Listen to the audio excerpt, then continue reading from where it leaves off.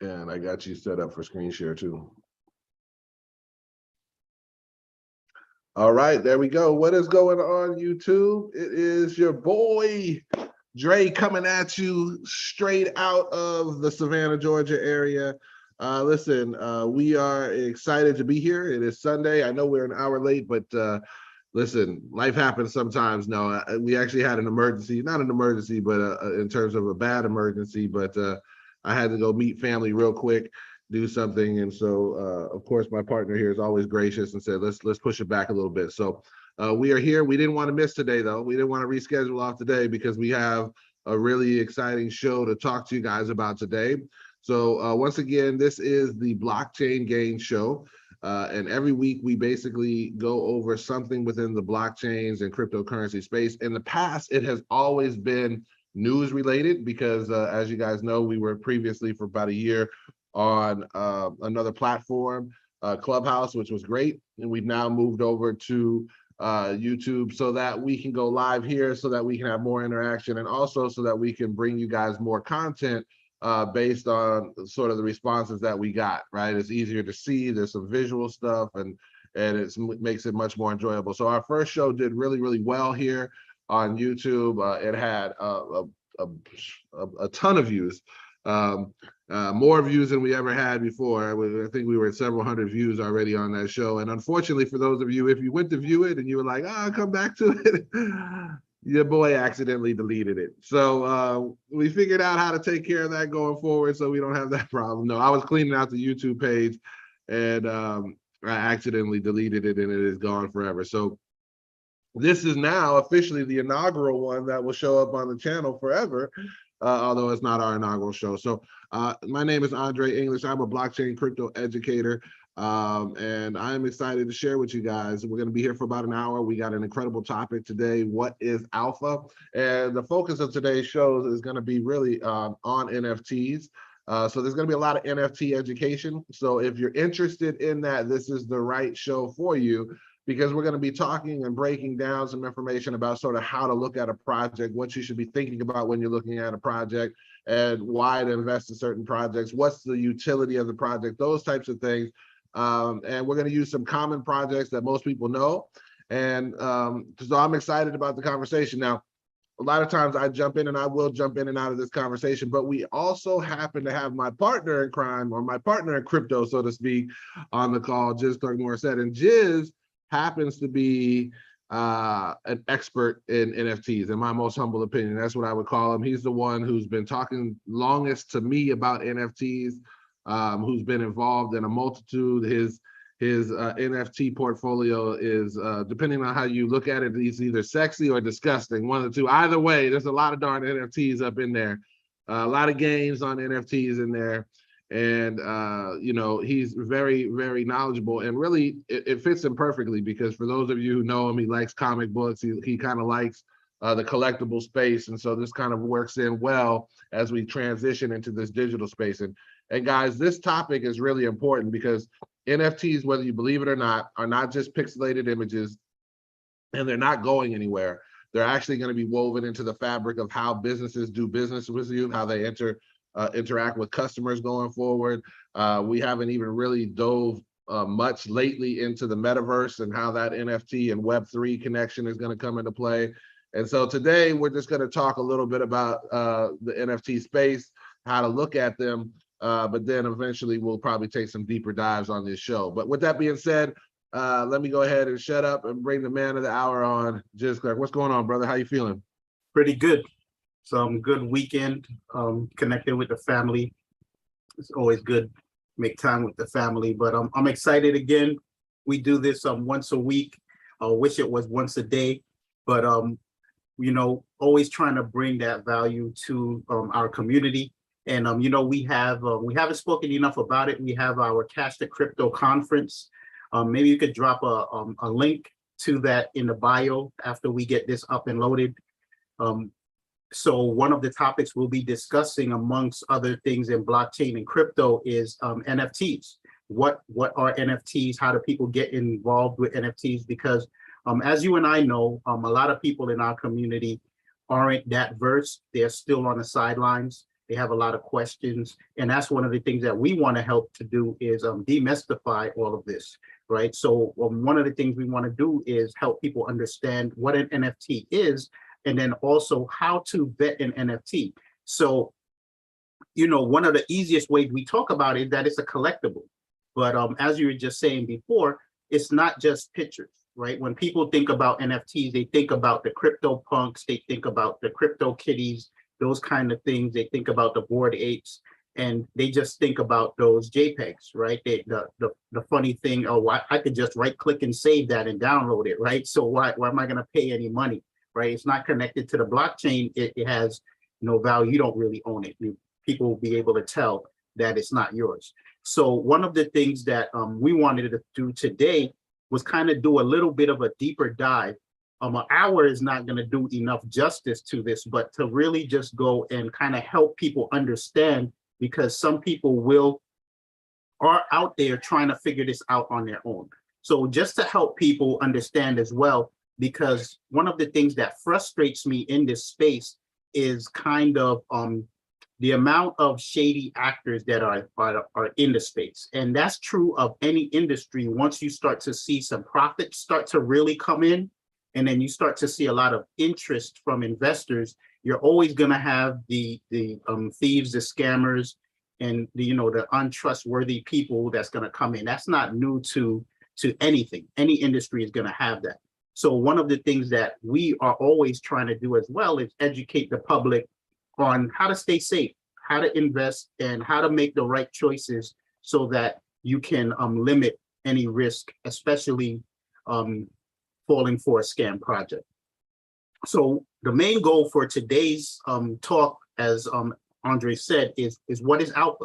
For people who may not know, alpha is a terminology that is used in the investment space in general. It pretty much means value above the original projected earnings. So if you have a project or you have some type of thing that you're invested in and they're telling you you're going to make 10% a year, anything above that 10% is considered alpha, right? So they use that a lot, and they've adopted that terminology in the crypto space, and especially in the NFT space, where people say, hey, this project has a ton of alpha, meaning that it's not just the original flipping of, or the value that you're expected to get off of it is what they're proposing, that there's more value added in those particular projects that say that, right? And it's almost become a standard now for a project to have alpha, meaning that whatever they propose is their base level of reward, is going to be rewards on top of that.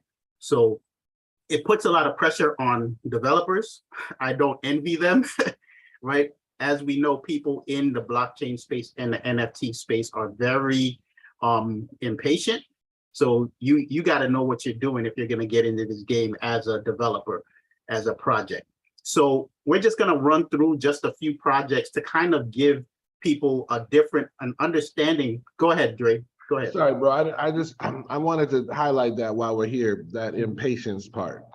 Why are they impatient? And I think they're impatient because you've seen some of the Bored Apes. You've seen, some of these different projects, and they selling for 1.5 million, 2 million.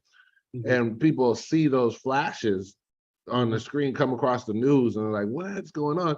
But they don't realize that they bought those 2.5, 3 years ago, right? Yep. Like that's the problem. They're expecting it to 2.5, 3 days later, or 3 months later. I don't realize the people that bought those projects, they held on to them for years. And more than likely, the majority of the people that bought the project did not think at the time about alpha or what was going to happen. They said, this is a cool little digital thing that I can have or I can use, right? It's the next evolution of technology. It's pretty cool to get one of these. And then it just so happened that, boom, out of nowhere, it took off. And how they were able to make. So I think people, you mentioned it, and we always talk about it, right? Managing expectations, just especially when it comes to this space. And, you're looking at a lot of these different screens, and some of the things that Gainzz is going to pull up, these are Looney Tunes. They're things that you are going to be able to recognize, that about, etc. But so in other words, like, if the project doesn't blow up, do you like the Looney Tune that you got? Yeah. Right? Like, do you like the NFT that you got? Like, don't just get into it just for that. So anyway, you had mentioned that right there, and I just wanted to dive in because we got to bang that home. We've been banging it home. Like, manage your expectations, get into something that you like, and then we'll go from there. So yeah. I mean, we can't say it enough, and it's just it's a double-edged sword, because developers, when they get out there and they have a project, they want to launch a project, they want the promotions of that project to go viral. Making the promotions of that project go viral has a lot of people coming into the space just seeking to flip the project, right? You're not just gonna get the Looney Tunes fans, right? So when the main thing, as we always say, invest in what you know, invest in what you're gonna enjoy, especially in the NFT space. We can talk about strategies about just investing, just pure flipping NFTs. There are strategies for that, for anything, whether you like the project or not. But overall, you're going to get a better experience. If you're in a project where you're actually engaged with the community, you're meeting new people, you're meeting fellow people who share, an interest that you share, right? So you're getting value off of that as well. So one of the things that we always talk about, when you first get into a project, how much is that project cost, right? Most of them, you'll find projects under $100, some projects under $50. Some of these other projects, when you're talking about like the comic book type NFTs, you're talking close to $10 or even less. So what is the possibility of that project making you some significant returns is, how many of them are minted when they launch the project. So you have this Looney Tunes project. I don't remember how many they minted when they minted, but this whole thing is based off of, the Warner Brothers Looney Tunes, and they are releasing just different, as you can see here, different variations of Tweety Bird, but they're tying in the other characters from the Looney Tunes. I'm on their Twitter, and they share a lot of different things between Mars the Martian as well, going back and forth. So they're creating a new storyline with Tweety Bird and some of the characters from the Looney Tunes story. So again, do you care about that? Me as an NFT researcher, I'm following this to see where it goes, right? Because you would want, if you're just a pure investor, you're going to get in here, you're going to buy a few of these, and you're hoping something's going to happen to make this thing go viral, where other people who weren't in on the project originally are going to want in on it. And that's going to cause the value of these NFTs to go up, so that you can then make a profit off of their interest and their demand, right? So right now, just the basic way that this is unfolding, there isn't really that value proposition. As many people would consider themselves, okay, I know who Tweety Bird is, but am I a Tweety Bird fan?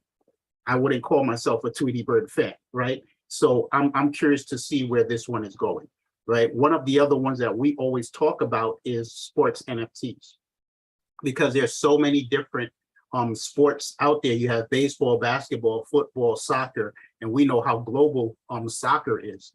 They were just talking about the soccer coming to Lambeau Field.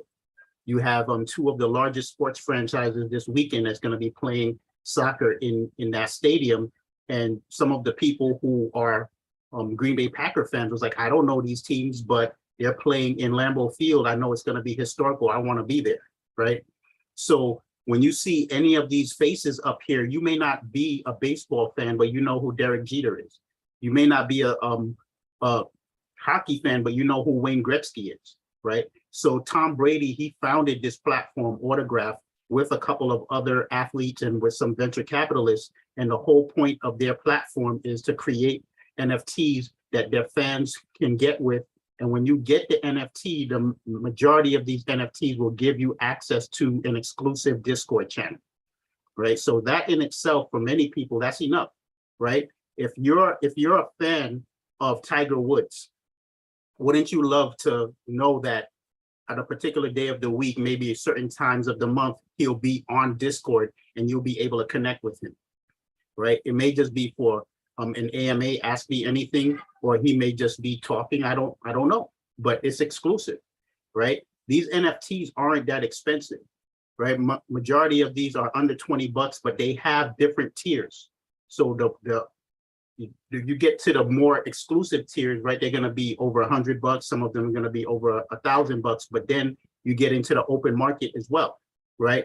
So Tom Brady, you know, when he got the Super Bowl, right, these went up in value. When he announced his retirement, they went up in value again. But then months later, he was like, I don't know if I'm retiring. So some people were a little bit kind of upset because of that back and forth. But one of the things that we've talked about recently is Tiger Woods. If you follow golf, I don't really follow golf, but I catch the sports section on the evening news. And, you know, they've been talking about, is this going to be his last season, right? Is next year going to be his last season? We know he's getting older, so I can pretty much assume that he's going to be retiring from normal play in the next few years, right? What is that going to do to the value of his NFT? Right. So those are things you think about when you're talking specifically about sports, right? If you can get in on the drop of anybody who's a major athlete, right? We're talking basketball, LeBron James, right? If I can get an NFT of LeBron James, that's an official, like NBA or LeBron James comes out with his own NFT, anything that's official tied to that person, you're going to want one, right? Steph Curry has his NFT project that he dropped, right? And that whole thing is that if you're a holder of that NFT, he's releasing other drops to people who are holders of his NFT. So one, are you a fan of Steph Curry, right? He has his Discord channel, and he does trivia on his Discord channel related to himself and related to the Golden State Warriors. So again, as we said before, are you a fan? Are you part of that community? You're going to gain value from that. If your only goal is just to flip and make profits, you may be waiting longer than you would want to, right? Because you have to wait for the rest of the world to catch up to want to gain interest, right? I also see on this one too, bro, it might be worth mentioning too, because you talked about making sure that it's legitimized, and you see that one is in collaboration with Upper Deck, who well-known, you know, sports tradable collectible company, right? So, and things that we're going to talk about, especially on at the conference, is security. So understanding where you're getting your information from, where you're accessing these platforms from, right? Because you can come on here, click on here, and you think you're on autograph.io, but it'll be autograph.ao, right? And then when you'll go through everything purchased, you think you purchased it, you didn't purchase anything. You just gave somebody some money for free, right? So it's very important that you understand that a lot of people can throw up a website, it looks legit. Where are you getting your links from?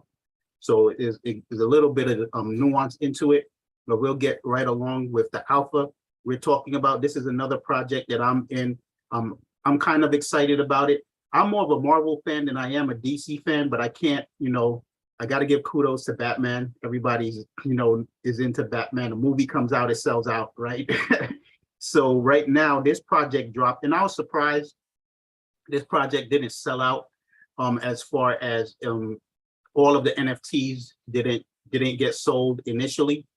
So basically, this is different NFTs of the helmet. They call it a bat cowl. So there's different variations, different colors. Some of them have attachments on them. Some of them have lights. Some of them have earpieces, right? So these sold originally for like $300 when it first minted, right? It's kind of up there in price for NFTs. That was around the time when the market was still high. So Ethereum was still hovering over $2,000. So this was in regular US dollars. So this platform is by DC Universe. So this is not some random person who created an NFT off of Batman. This is the DC Universe created this NFT project. And part of the goal of this is that the people who own these, you actually receive a link, an email from them asking, okay, it's time for you to vote. You're part of a voting community and it's time for you to vote. We've created a DC comic book based off of this project, and we're going to create a comic book from scratch. So one, you guys get to vote. We have 4 different options of what the name of the title of the comic book should be, right? And then you vote, and then they said, okay, what outfit is Batman going to wear? So they had 4 different designs. Some of them had the thigh-high boots. Some of them had black colored, the gauntlet.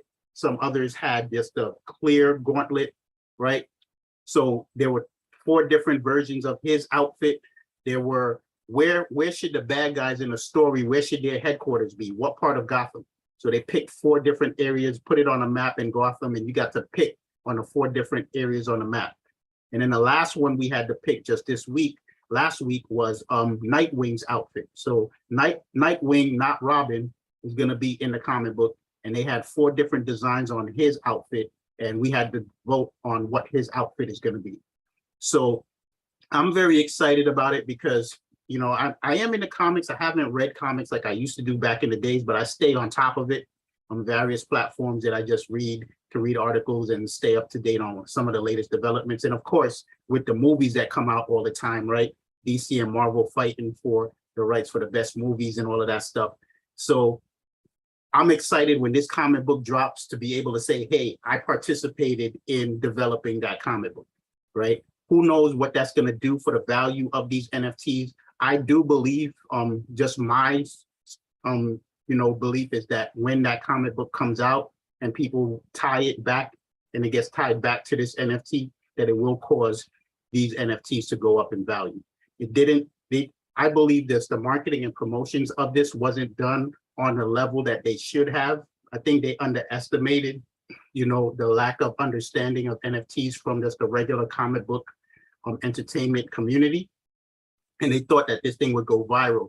They needed to do a little bit more work. But I think once the comic book drops, I think you'll see a lot more interest in this project.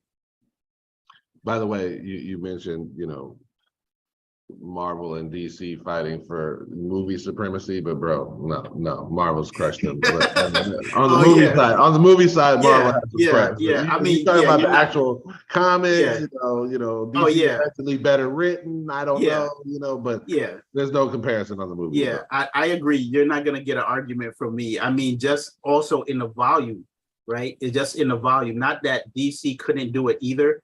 And I'm sure some hardcore DC fans are probably disappointed that they're not churning out movies at the pace that Marvel is. They have the content, right? I think they're just disgusted in the whole process, man. Like, I mean, how are you gonna have the Justice League before you did the Aquaman movie? Like, why do I care about him? Why do we spend 8 years following the Flash on TV and now it's not the same Flash in the movie? Like, you know what I'm saying? They're just completely confused over at DC. World. Anyway. Yeah, I mean, we could talk about this all day. Yeah, I know. Go ahead, bro. But tying back in again into comic books, right? This is a platform we've talked about multiple times. We've done talks on this alone, but in our original Clubhouse series, we talk about the platform, and they're just hitting it all day. They're just hitting it out of the park. So this is their website. They have an actual app here, as you can see. They have an app on the Google Play and the Apple Store as well. And basically, you can get these NFTs. This is one of the ways that the NFTs look. They're 3D action figures. So they have 3D action figures, which is augmented reality, because you can pull it up on your phone and you can display it anywhere you're pointing your phone at. And it's pretty cool stuff. Not too many projects. You see more and more projects now doing augmented reality, but this is one of the first projects that was doing it, and they're crushing it. Right, they have video animated NFTs. So the Captain America that you see me hovering over here, they have like 3 different versions of the Captain America NFT. And then when you click on it, he'll actually do like a bum rush with the shield, where he like charges at somebody with the shield. Many of them have the common ones which just stand still, but then they have a few others that are animated, like the Thor one. The animated Thor, he would pick up the hammer and then drop the hammer down, and then you'd see, lightning spark up on the ground. So some pretty cool stuff. Then they have the comics as well. You can see a comic book cover right here in the corner. So you can actually buy these comics. It's not just a cover. You're not just buying a cover, a JPEG of a cover of a comic. It's an actual PDF file, so you can actually read it.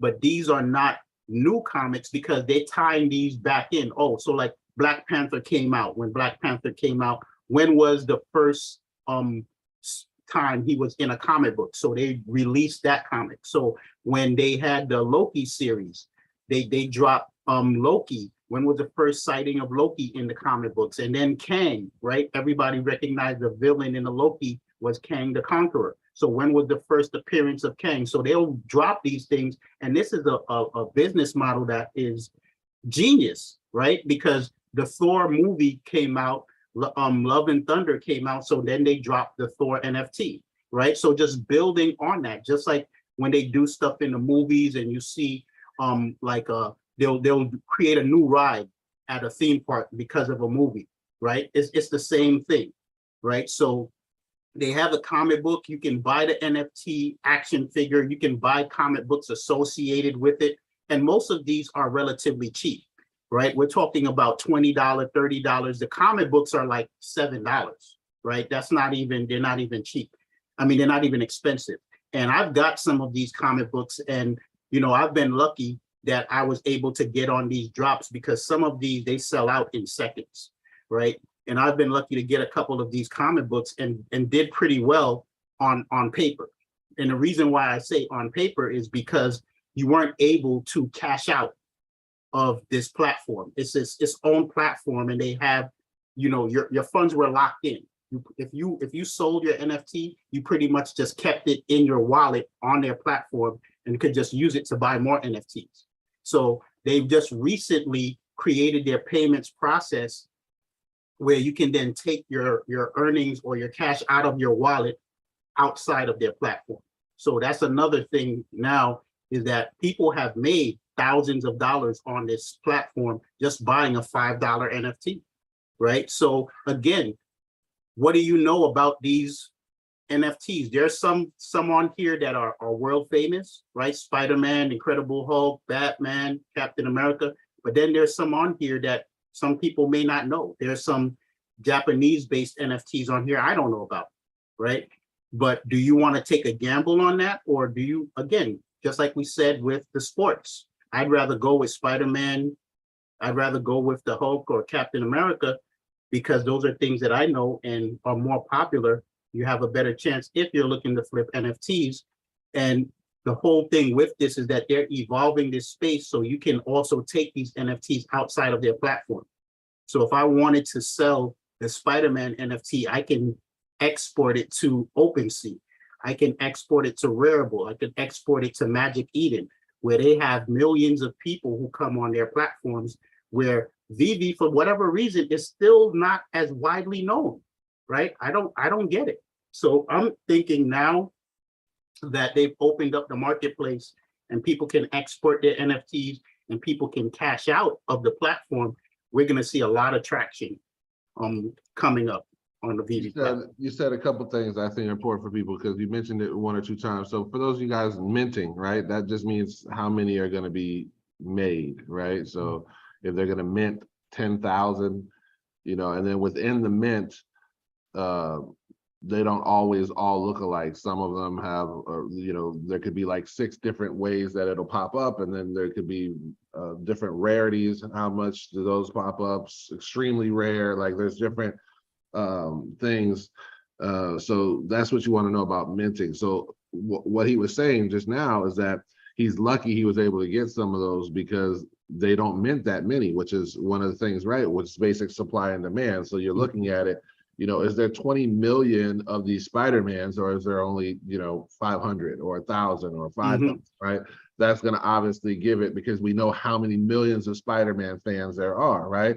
So that minting is something to take a look at. And then here also, he mentioned the other projects. So when you're looking at a company like this, look at all the other exclusive business relationships they have, and you can't see them all here, but I mean, look, this is Jurassic World. Like this just came out, you've got Marvel, you got Ghostbusters, you've got the Powerpuff Girls. There's a huge Powerpuff Girl adult community, let alone, we're still, everybody's waiting for Pokemon. They believe that's when they're gonna break the internet with the Pokemon NFT drop. Does it show any more of those on that arrow? Is there any more that they got that they show? Look at this. They got Star Trek. Come on, guys. Superman, right?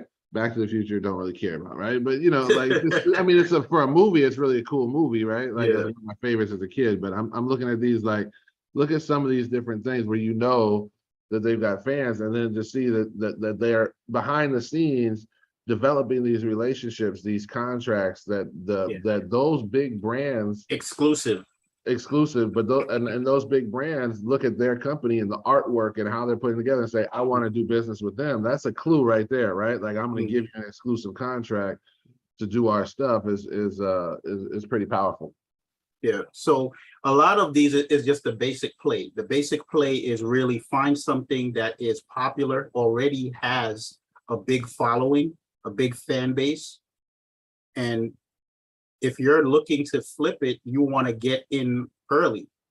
So basically that first couple of days when it launches, you want to own a few of those so that you can then, you know, profit off of that excitement. Right? If any of these projects like the VV platform, they're not doing multiple things with the NFT. It's basically you own it, you hold it, you have fun with it, right? That's the whole value proposition there. And then if you're a collector, like there's supposed to be certain special things they're going to do if you're like a mega collector. Like there are people who own just about everything that VV drops. I don't know where these guys get all the money with the amount of NFTs they now have, but if you're considered a mega collector, a super collector, they're going to have special things for those people. But other projects really is that there's a roadmap, right? So they say, hey, we're going to launch this. This is going to be our Genesis NFT. When we launch our Genesis NFT, with the profits from that, when it sells out, we're going to take those profits and we're going to create a video game. Right? And we're going to create a video game. It's going to be a play to earn. Everybody wants to be Axie Infinity, right? It's going to be a play to earn video game. You don't know if these guys have any programming skills, if they developed any games in the past, but that's everybody's roadmap. We're going to launch an NFT, and then down the road, we're going to have a video game, right? It's going to be in the metaverse, right? Everybody's going to be in the metaverse. So again, that's what you're hoping to happen. Oh, when this project drops and they make a game, that's it. It's game over, right? Because now everybody's gonna want the NFTs because they're gonna 3D. They're gonna put the NFTs in the metaverse. So anybody who owns the NFT automatically is able to play the game, right? So anybody who didn't get in early, you're gonna have to go now and buy the NFT on a secondary market, right? That's where you're gonna make your money, right? But they didn't release the game yet, right? The game they don't even know what the game is gonna look like yet. You're hoping, right? So that's the thing, is the value proposition for many of these projects, and we were talking about that before here, is that people are hoping to duplicate success of previous projects that they don't have experience in doing. They just put it on a white paper and say, this is our roadmap, right? So people want to duplicate the Bored Apes. The Bored Apes was a profile picture NFT. They blew up and they got the attention of celebrities, many rappers and actors, and because of that drew extra attention, and they went viral, and they went viral in a shorter time period than most projects. It was less than 6 months. So that time period is not realistic to attract the amount of influencers and celebrities to the project that they did. It's not realistic. And they're able to leverage that because these guys, they pretty much made themselves a membership club for venture capitalists, for entrepreneurs, for business people who want to flip and take their network with it and leverage it in the NFT space. So you have people like Snoop Dogg and what's his name, Eminem, who are rappers who can easily flip their NFTs by saying, hey, this is my NFT of a Bored Ape. I'm going to put them in a rap video. That's an easy thing for them to do, right? They already have that resource. But if I happen to own a Bored Ape and I'm not a rapper, right? The only thing I can hope for is that Bored Ape blows up, and just off of the residual impact of that, popularity of that, my Bored Ape is popular. Like when they say you can own your intellectual property, that's another value add that many of these projects have. You can own your intellectual property. You can take your Bored Ape and you can make a cartoon out of it. You can make a movie with it. You could put it on t-shirts. We won't stop you. But if people don't know who Gist is, and I can't bank off of that, right? Snoop Dogg could bank off of that, right? Eminem could bank off of that, but the average NFT holder doesn't have talent or skill and ability to create content that they can tie together with an NFT that's a profile NFT. So it's not really that big of a win when you say that, right? So that's again understanding the differences and the nuances of a project that you're getting in. So tying back again, it's not a one size fits all when it comes to NFTs. So something that happened very recently, which again got us a bit excited, is I expect to see this become a standard for high-end, restaurants and entertainment venues, is that a restaurant got together with venture capitalists and one of the NFT gurus, Gary Vaynerchuk, we call him Gary V, and they launched a restaurant where they're going to have a membership, and the membership is an NFT, right? So basically, you're going to come to this restaurant, and you can imagine, right? All of the times you hear about these exclusive and high-end restaurants in New York City, in LA, in Vegas, in Paris, right? You have to know somebody to get in, right? You have to be somebody to get in, right? That's again what this is. This is allowing you, if you are able to get this NFT, you're somebody. It's basically what they say, right? The same thing that they said with the Bored Apes. If you got a Bored Ape, people want to know who you are. How did you get a Bored Ape, right? You must be paid, right? So the same thing with this is, again, that they say NFTs is about culture. It's not so much about profitability, it's about culture. What is the culture that your NFT say about you, right? I buy comic book NFTs that people know a certain thing about me, right? If I get a VV NFT, if I get, an autograph IO NFT, now if I have an NFT for this restaurant, right, I'm going to be rolling in a certain network, a circle of people that somebody else who doesn't have that membership doesn't have access to, right? So this is one of these type of NFTs. I could see two investment plays with that, right? Who are the other people who are going to be dining at this restaurant? These people do you want to rub elbows with? What are the type of businesses that they're involved with? Now I want to network with these people, so I want to hold on to that NFT.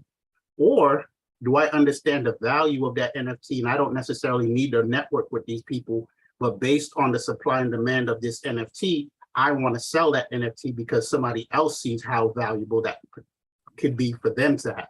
Or you can basically essentially Airbnb it, but for restaurants, right? Because you have that, I can dine a certain amount of times per month. You can use my dining. I believe that these restaurants are talking about something along those lines where you can still own it, but you could basically sell it to someone for a temporary 2-month period, a month period, something like that. So it's basically like Airbnb out. But the reason why I really wanted to talk about this too was the fact, and he has it right there, they sold 1,500 tokens and raised $14 million. Guys, this is the new way of crowdfunding, right? So Gary Vee, everybody knows who he is. He got with some 5-star chefs. They're going to open this. He already been talking about the NFT space. He's already got people that have run successful restaurants in New York City, right? Who he's got as these chefs. So now we're going to have quality food, people who already can run a restaurant in New York successfully, and you're bringing Gary Vee together into this space for this project. That's what makes it work, right? But the idea behind this is you're going to start to see this, and Gainzz opened my eyes on this. We're going to see NFTs. It's going to be even more than that. It's going to be the local pizzeria. They need a new roof, or they need to remodel or something like that. And what they're going to do is they're going to offer an NFT to all their customers, and you can buy one for $50, $100, or whatever it is. And they're going to provide value. There's going to be some utility. Does it offer you 15% off your pies for the next year? Does it, right? Something like that. And with that cash raise, they'll be able to do the stuff that they need to do. And they already have a customer base built in. So these types of things, guys, are things that are coming. right? And that's why these NFTs aren't going to go away, because you can look at something like this. Think about that. They raised $14 million before they ever opened the doors to the restaurant, right? And And this in is this what you case, were they're not talking even about. giving you a discount, right? Right? This is what they're talking about. You could own the NFT, but you could also enter the dining club, but you could also lease it when you're out of town. Lease it or sell it, right?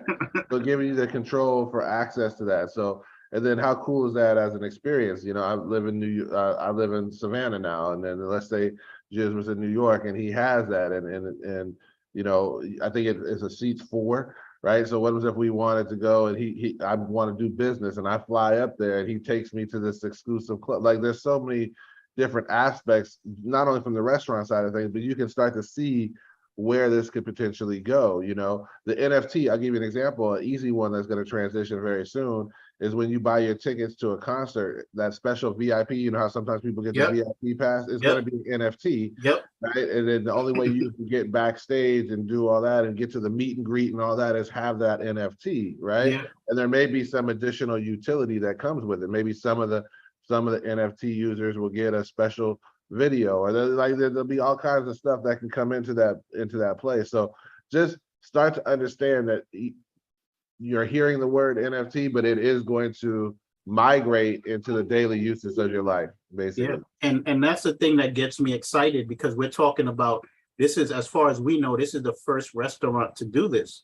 The next restaurant to do this on a large scale is not going to just copy and paste what these guys did. They're gonna one up it, right?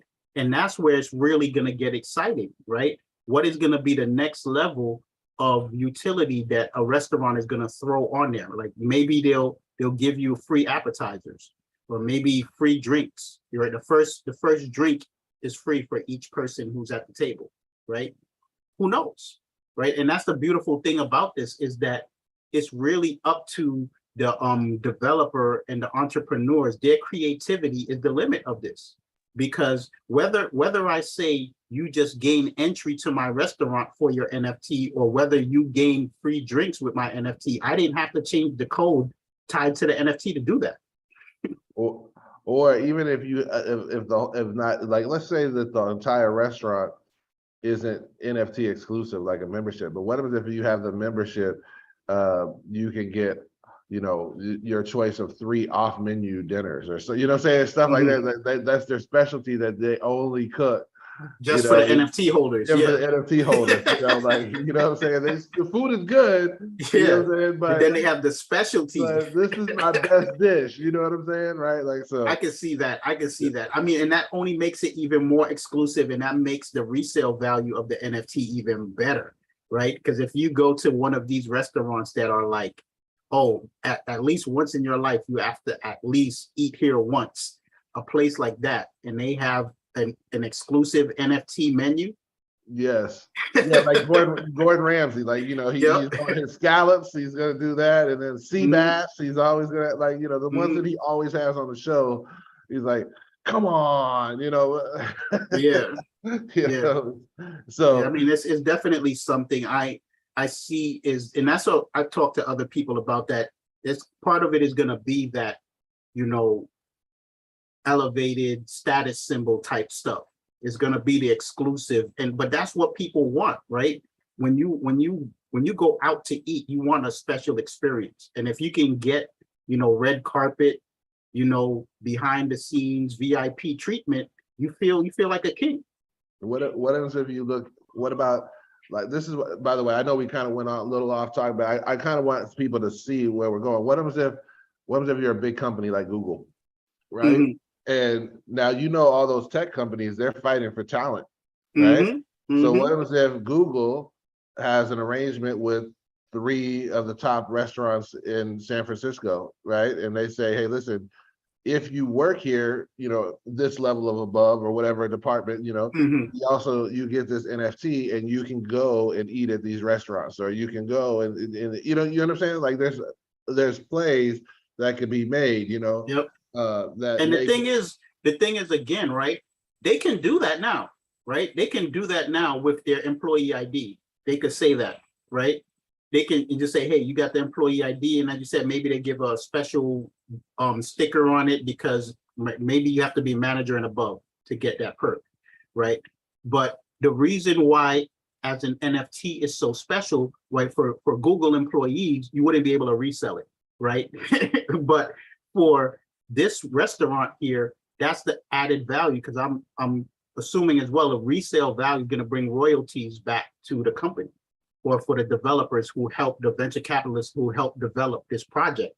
So having it be limited and exclusive and highly sought after is going to increase its resale value. And because it's an NFT, you can have royalties in perpetuity, right? So that's a value proposition that you can't do outside the blockchain, unless you're going to walk around with a contract and a title associated. Right. So something you said just recently, tying back in again, to music industry, right? And one of the ones that I tell people about is the royalties. And this project, is because of that, it's called Royal. So it's called royal.io. And their first NFT launch was 2 different tracks from Nas, and he's a part owner in this platform as well. So you can see here, this was the launch of the project. So as we're saying, you have different rarities. So you have 1 gold, platinum, and diamond, very similar to what in the music industry, right? How many albums they sold, but is it related to the value in the royalty? So you can see the percentage of the royalty that you would get with each one, but also what is the cost of this NFT. So this one was just under 100. This one was just under 500, and this one was just under 9,000. But you could also see there were 700 of these, right? There were 400 of the platinum ones and only 10 of the 9,000s, right?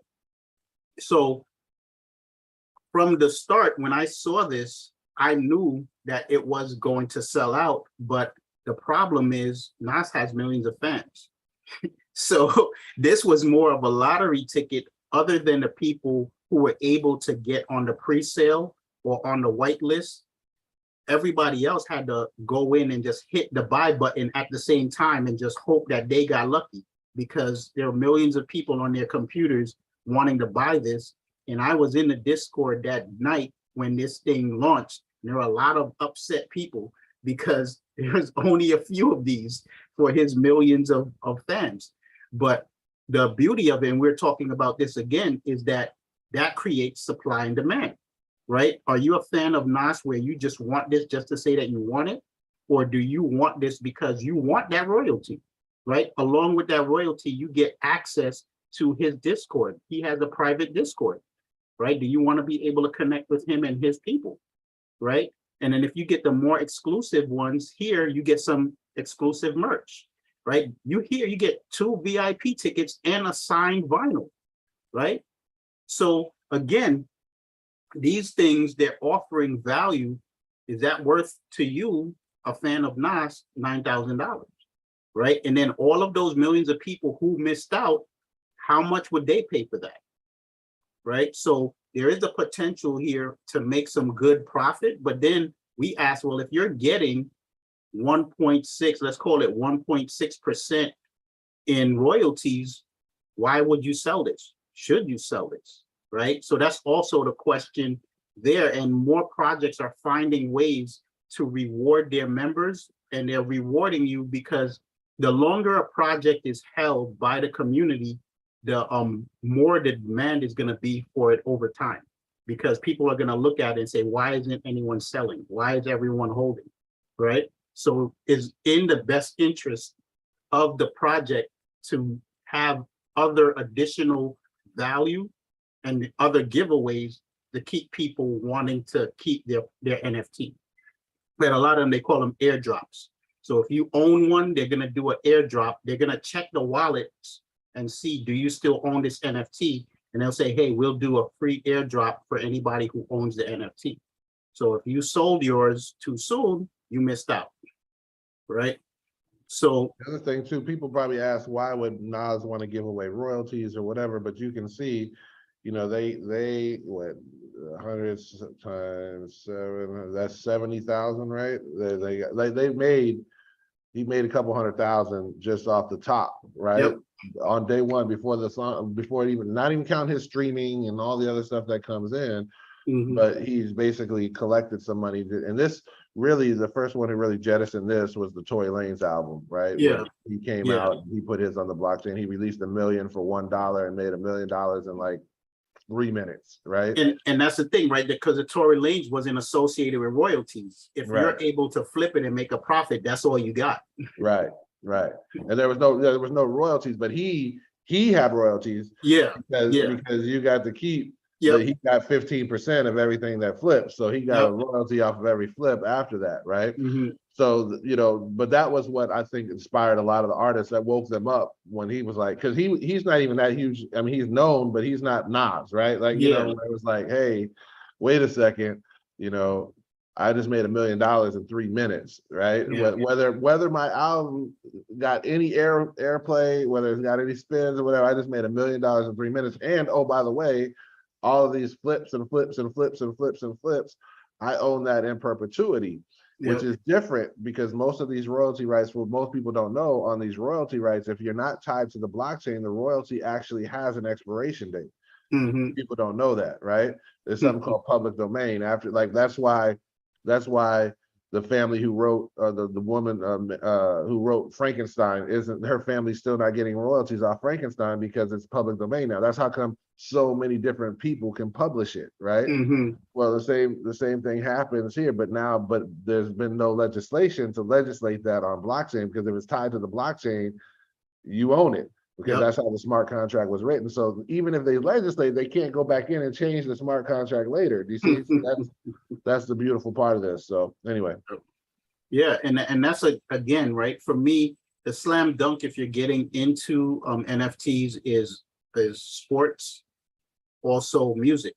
If there's an artist that you follow, an artist, I mean, definitely the benefit of the NFT space is also benefiting local artists, small time artists, because as Dre said, they don't have to split any profits with anybody. All you have to do is create a community. And many of these artists that have a few hundred fans, a few thousand fans, are able to pay their bills selling their NFTs to their fans. They don't need to have millions of fans to be able to live. And that's a beautiful thing in and of itself, right? So again, when you're looking at this space, what is the value that the project is going to give to you from day one, right? I bought this NFT. What's the value right there, right? You kind of have to be selfish, right? Because to expect a project to go viral, to go to the moon, as they say, on the first day, on the second day, is not likely. It's not likely. It's like you go into your local bar or your local hangout, and you hear a guy spitting rhymes, having a freestyle battle, and you're like, yo, let me give you $5,000 because I believe you're the next Jay-Z. What is the likelihood of that, right? There are so many talented people out there. You come across a project, just because it looks good and they have a roadmap that reads well, doesn't mean they're going to make it, right? What do they say? Most businesses fail in less than 5 years, right? So just because something has a Twitter account and they have a Discord channel and they have a website, doesn't mean that they're the next Bored Apes. We have a Twitter account and a Discord, and anyway, maybe we will be the next Bored Apes. Who knows? But let's look at this, man, because I really want to highlight this last project, because we only got about 5 or 10 minutes left. And this one is special, and so why don't we go ahead and I mean, it's special to us, but it is also a good project, and it's good to highlight it. So go ahead, bro. Yeah. So the Meta Knights platform, we've talked about it quite often, and it is one of the reasons why, right? When the name of this call is "What is Alpha?" is because when I discovered this project, and I still fully didn't understand it the way I understand it today, I already saw that it provided value just off this initial NFT. So this is a Black-owned project, and it's a media company called MetaMe. They created this comic book NFT called the Meta Knights. And they're basically talking about digital sovereignty, digital identification, but also talking about blockchain in the sci-fi genre, right? So it's very cool. I was fortunate to connect with the team on here, the CEO and the team on here. You can find their website. You can actually see the team, and really connected with them. And I came on board as a community manager, so I have access, that most people don't have.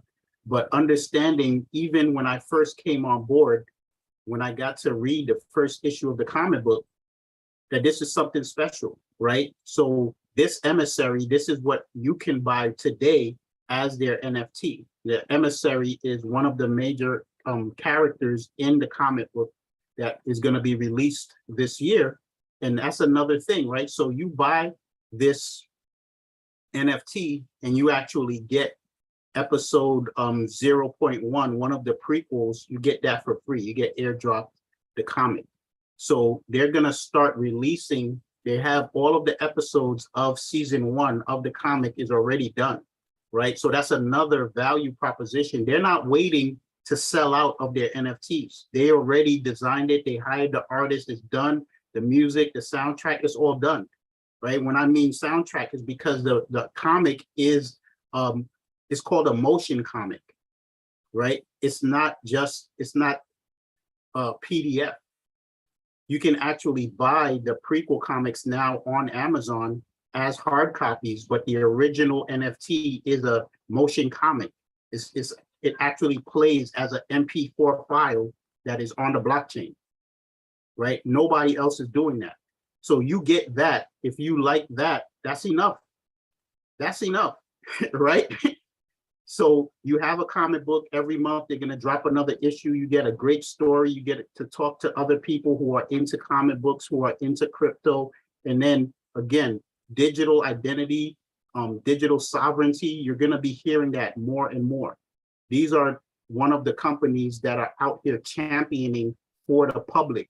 And they're using this comic book as a way to onboard people into this stuff, to help people understand why is digital identity important, right? And you go down on their stuff. They're not hiding anything. They have their roadmap right here, right? The different NFTs that they're going to drop soon, but then they also have utility that they're going to drop for NFT holders as well, right? So you're going to have priority minting. You're going to have staking, right? Staking pools. You're also going to have special airdrops.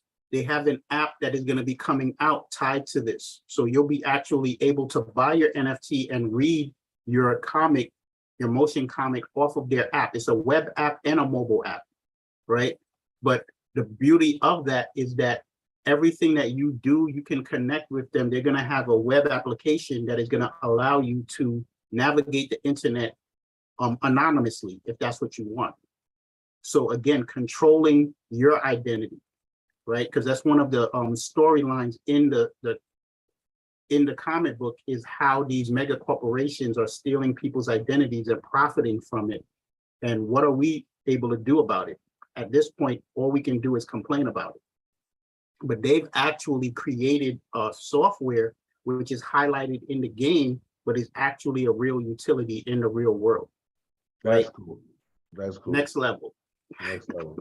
And they have the metaverse coming too, I think, right? Yeah, they have a game that's going to come out later this year. So these are a couple of the covers you'll see from the comic when they release the comic.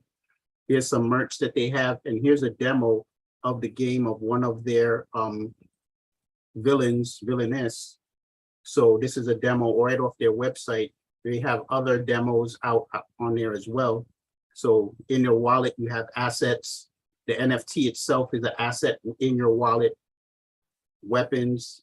You'll be able to transport your NFT avatar out of the metaverse game into other metaverse games. So that's already programmed into it. So again, right, this is long term, but just off of the comic book itself, that's enough. Mm-hmm. And that's what I tell other projects, their first level, all it is a JPEG. Right. That's all they got. So that's it, folks. I mean, again, it doesn't have to be complicated. People make this complicated. What are you interested in? I'm pretty sure there's an NFT out there that can capture your interest, that follows what you're interested in, even what you're passionate about. If you're into, you know, social entrepreneurship, there are projects that are tied into that, right? If you're into Save the Elephants, there are projects that take their money and they give their profits to organizations that save the elephants, right? It's all there. So some of it takes a little bit of research, but again, the main thing is you want to, you know, manage your expectations. If you're looking to make money in this space, it's like everything else. It's going to take time. It's unless you're tied directly, like with some of these people, if you're like a nephew of Gary Vee, then you're good to go, right? But most people are not in that network. So you're going to have to put in some sweat equity so you could understand the space. But there's some easy ones out there. Like we said, the sports, the music, right? That stuff is there. And it's all about timing, right? That I joke about this all the time, right? I saw Autograph.io. I saw Derek Jeter NFT selling for $50, but I'm not a baseball fan. So I passed on the Derek Jeter NFT. And then a month and a half later, they announced that he was being inducted into the Hall of Fame. It was sold out. It's sold out. And I think the cheapest one is going for like $1,000, right? So again, for people who follow that space, I'm sure there are people who scooped up quite a few of them because there's like, I love Derek Jeter, or I know Derek Jeter is going to be in the Hall of Fame some time from now. He is going to happen, right? I wasn't thinking that, but that's one of the things. When you look at some of these projects, when you have Hall of Famers in whatever genre they're in, if they release a project and it's in your range, you may want to consider it, right? Again, don't buy anything that you can't afford to lose, right? You get a $50 NFT. I think most people, if that doesn't do anything, right? Okay, $50, right? Yeah. Well, awesome, bro. I think we gave them a lot of information today. And again, this is just I'm loving this platform so we can show you more, we can do more. And hopefully you guys enjoy it. If you guys got some value, please like it, subscribe to the channel, share the video. We'd love that. Just so we can get more information out to more people, right? Because I do know a lot of people have heard the buzzword NFT, but they don't know exactly. And I think we gave you guys, you know, not only a couple projects that you can go look at, but really kind of how to break down and just how to sensibly think about the space. So listen, that's this week's Blockchain Gainzz show. We're excited about it. It'll be up live. It's there now as soon as I close this out. So if those of you who are watching live, if you want to share it with friends, go ahead and do that. Listen, we will be back next week on Sunday with some more great content. Probably have some more news related stuff. There's a lot of things going on right now. I did see that we broke out of our consolidation zone in Bitcoin and we moved back upwards. So that's good. We'll see what happens there. But other than that, guys,